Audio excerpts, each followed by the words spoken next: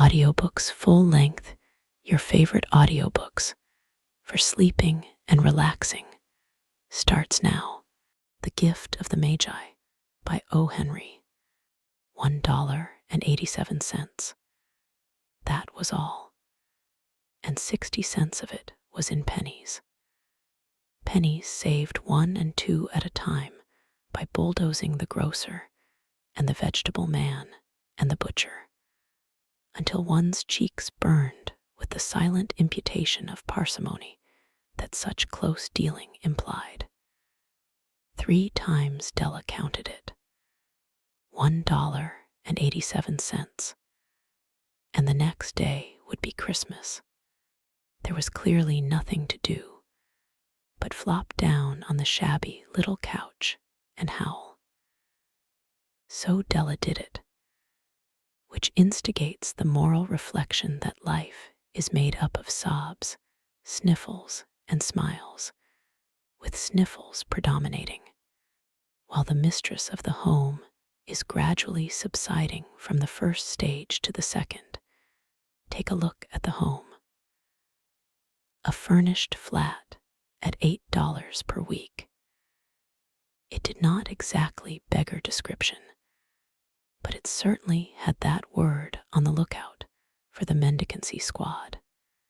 In the vestibule below was a letterbox into which no letter would go, and an electric button from which no mortal finger could coax a ring.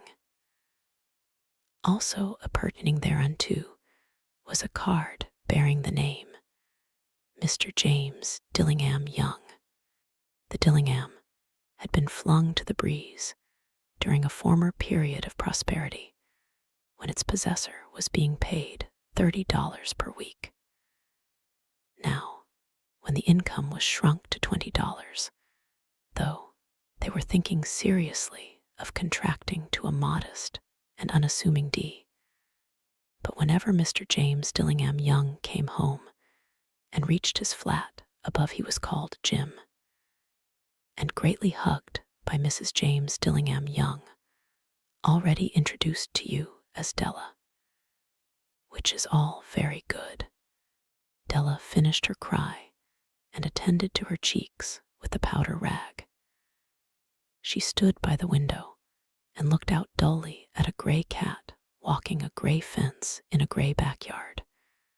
Tomorrow would be Christmas Day, and she had only $1.87 with which to buy Jim a present. She had been saving every penny she could for months, with this result. $20 a week doesn't go far. Expenses had been greater than she had calculated. They always are. Only $1.87 to buy a present for Jim.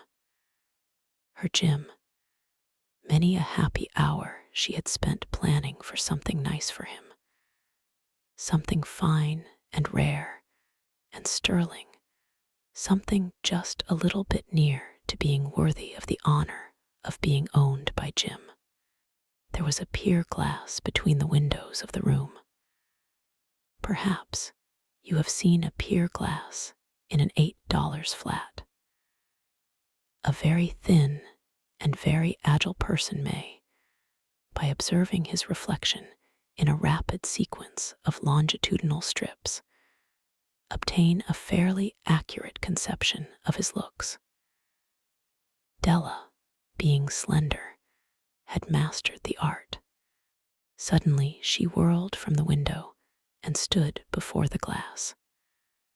Her eyes were shining brilliantly, but her face had lost its color within 20 seconds. Rapidly she pulled down her hair and let it fall to its full length. Now there were 2 possessions of the James Dillingham Youngs in which they both took a mighty pride. One was Jim's gold watch that had been his father's and his grandfather's. The other was Della's hair. Had the Queen of Sheba lived in the flat across the airshaft, Della would have let her hair hang out the window someday dry, just to depreciate Her Majesty's jewels and gifts. Had King Solomon been the janitor, with all his treasures piled up in the basement, Jim would have pulled out his watch every time he passed, just to see him pluck at his beard from envy. So now Della's beautiful hair fell about her, rippling and shining like a cascade of brown waters.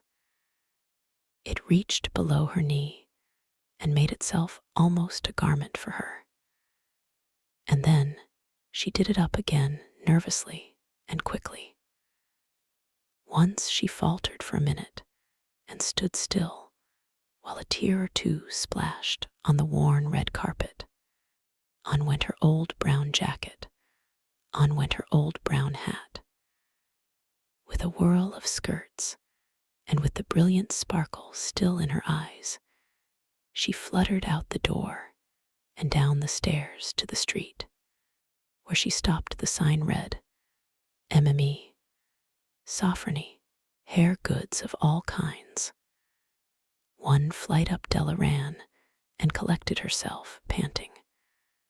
Madame, large, too white, chilly, hardly looked the Sophronie.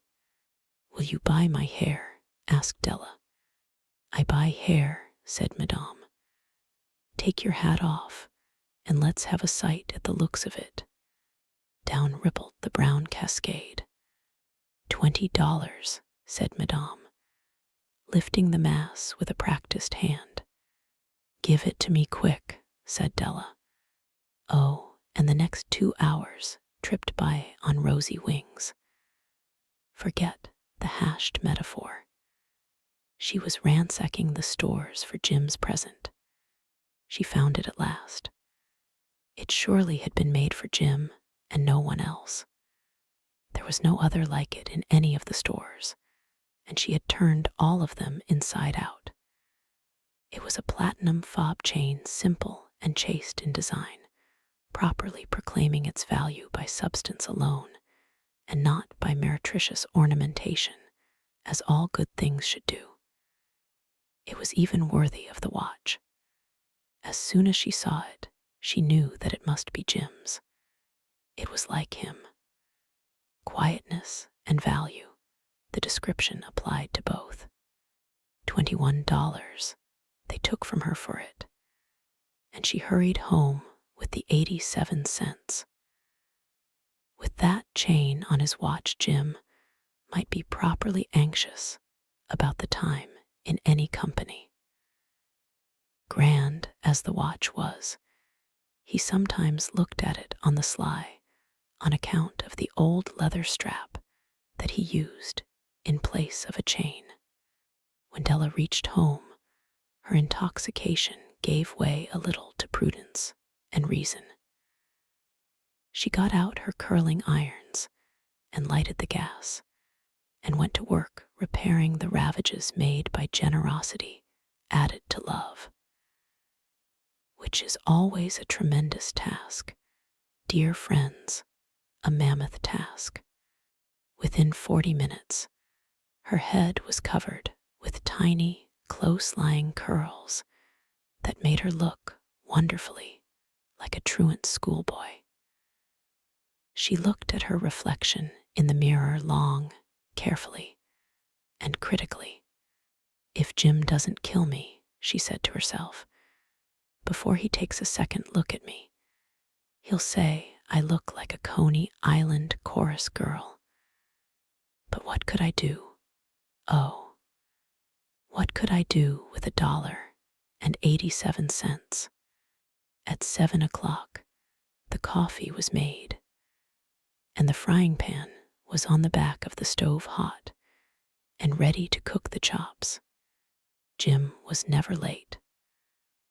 Della doubled the fob chain in her hand and sat on the corner of the table near the door that he always entered. Then she heard his step on the stair away down on the first flight, and she turned white for just a moment. She had a habit of saying a little silent prayer about the simplest everyday things, and now she whispered, Please, God, make him think I am still pretty." The door opened, and Jim stepped in and closed it. He looked thin and very serious. Poor fellow, he was only 22, and to be burdened with a family. He needed a new overcoat, and he was without gloves. Jim stopped inside the door, as immovable as a setter at the scent of quail. His eyes were fixed upon Della, and there was an expression in them that she could not read, and it terrified her. It was not anger, nor surprise, nor disapproval, nor horror, nor any of the sentiments that she had been prepared for. He simply stared at her fixedly with that peculiar expression on his face. Della wriggled off the table and went for him. "Jim, darling," she cried, "don't look at me that way. I had my hair cut off and sold because I couldn't have lived through Christmas without giving you a present. It'll grow out again, you won't mind, will you? I just had to do it. My hair grows awfully fast. Say Merry Christmas, Jim, and let's be happy. You don't know what a beautiful, nice gift I've got for you." "You've cut off your hair?" asked Jim laboriously, as if he had not arrived at that patent fact. Yet, even after the hardest mental labor. "Cut it off and sold it," said Della. "Don't you like me just as well, anyhow? I'm me without my hair, ain't I?" Jim looked about the room curiously. "You say your hair is gone," he said, with an air almost of idiocy. "You needn't look for it," said Della. "It's sold, I tell you, sold and gone too. It's Christmas Eve, boy. Be good to me, for it went for you. Maybe the hairs of my head were numbered," she went on with sudden serious sweetness, "but nobody could ever count my love for you. Shall I put the chops on, Jim?" Out of his trance, Jim seemed quickly to wake. He enfolded his Della. "For 10 seconds, let us regard with discreet scrutiny some inconsequential object in the other direction. $8 a week or $1 million a year, what is the difference? A mathematician or a wit would give you the wrong answer. The Magi brought valuable gifts, but that was not among them. This dark assertion will be illuminated later on." Jim drew a package from his overcoat pocket and threw it upon the table. "Don't make any mistake, Dell," he said, "about me. I don't think there's anything in the way of a haircut, or a shave, or a shampoo that could make me like my girl any less. But if you'll unwrap that package, you may see why you had me going a while at first." White fingers and nimble tore at the string and paper. And then an ecstatic scream of joy. And then, alas, a quick feminine change to hysterical tears and wails, necessitating the immediate employment of all the comforting powers of the lord of the flat. For there lay the set of combs, side and back, that Della had worshipped long in a Broadway window. Beautiful combs, pure tortoise shell, with jeweled rims, just the shade to wear in the beautiful vanished hair. They were expensive combs, she knew, and her heart had simply craved and yearned over them without the least hope of possession. And now they were hers, but the tresses that should have adorned the coveted adornments were gone. But she hugged them to her bosom, and at length she was able to look up with dim eyes and a smile and say, "My hair grows so fast, Jim." And then Della leaped up like a little singed cat and cried, "Oh, oh." Jim had not yet seen his beautiful present. She held it out to him eagerly upon her open palm. The dull, precious metal seemed to flash with a reflection of her bright and ardent spirit. "Isn't it a dandy, Jim? I hunted all over town to find it. You'll have to look at the time 100 times a day now. Give me your watch. I want to see how it looks on it." Instead of obeying, Jim tumbled down on the couch and put his hands under the back of his head and smiled. "Dell," said he, "let's put our Christmas presents away and keep 'em a while. They're too nice to use just at present. I sold the watch to get the money to buy your combs. And now suppose you put the chops on." The Magi, as you know, were wise men, wonderfully wise men, who brought gifts to the babe in the manger. They invented the art of giving Christmas presents.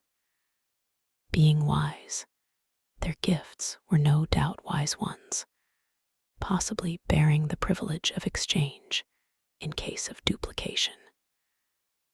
And here I have lamely related to you the uneventful chronicle of two foolish children in a flat who most unwisely sacrificed for each other the greatest treasures of their house.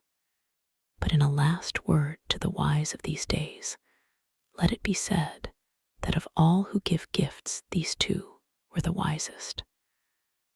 Of all who give and receive gifts, such as they are wisest. Everywhere they are wisest. They are the Magi.